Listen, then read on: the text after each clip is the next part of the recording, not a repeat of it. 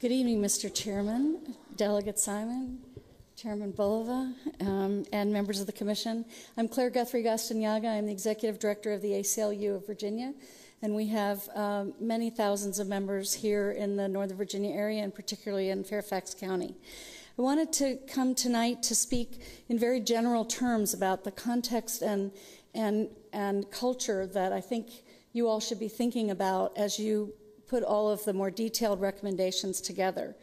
One of the things that all of you are trying to do is restore trust. And trust is dependent on the culture of the community and the culture within the law enforcement agency.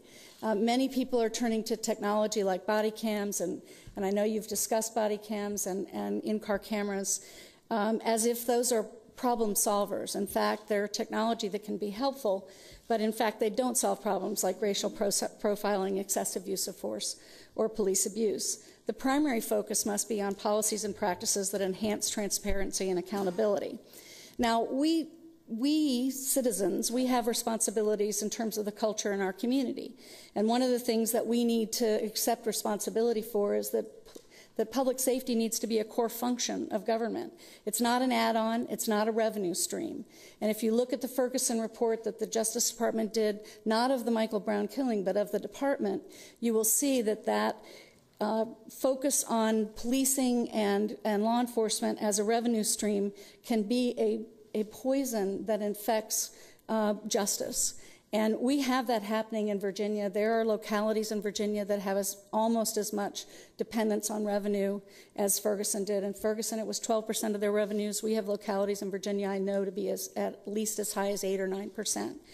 And so we have to accept that responsibility as citizens to say that the police department ought to be one of the first things funded, not one of the last things funded. And we must commit to funding it as a priority because we need to recognize that underpaid and undervalued police are a jeopardy to all of our communities. And that's an important point for all of us to keep in mind. And that public safety and law enforcement cannot solve community problems that arise from poverty, drug use, and other social ills. We cannot arrest our way out of a public health problem, which is what the drug problem is, and we can't arrest our way out of the problems that have been created because when we deinstitutionalize people who were in institutions because of mental illness or other problems, we didn't pay for the community services that are needed to address their concerns. And so as a consequence of that, the truth is that our jails have become our mental health facilities without any kind of treatment or services available.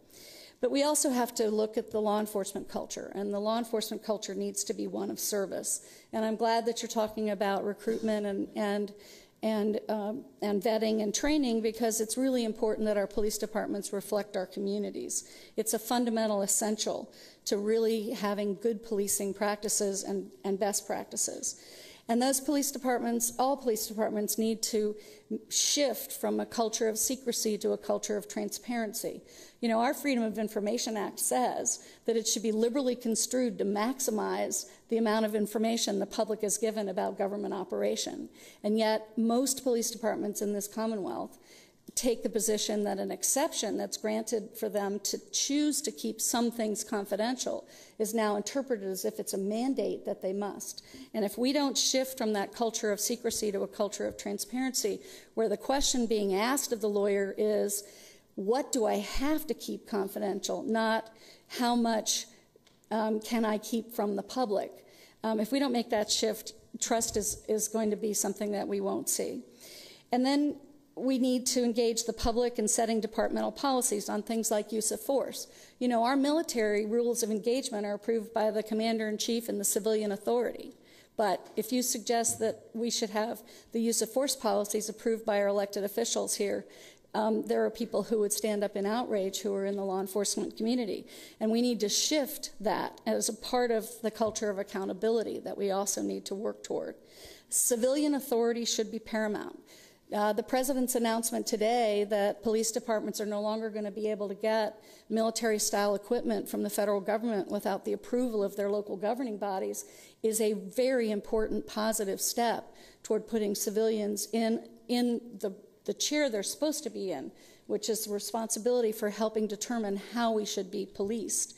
And, you know, people are in the law enforcement community are already objecting to that, and that is is something that makes me sad, because I think it's important that elected officials take that responsibility.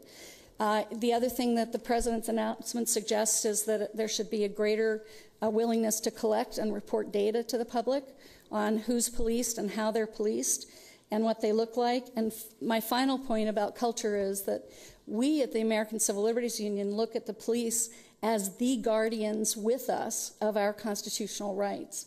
And that culture of constitutional policing has to be the fundamental training point that every police officer gets.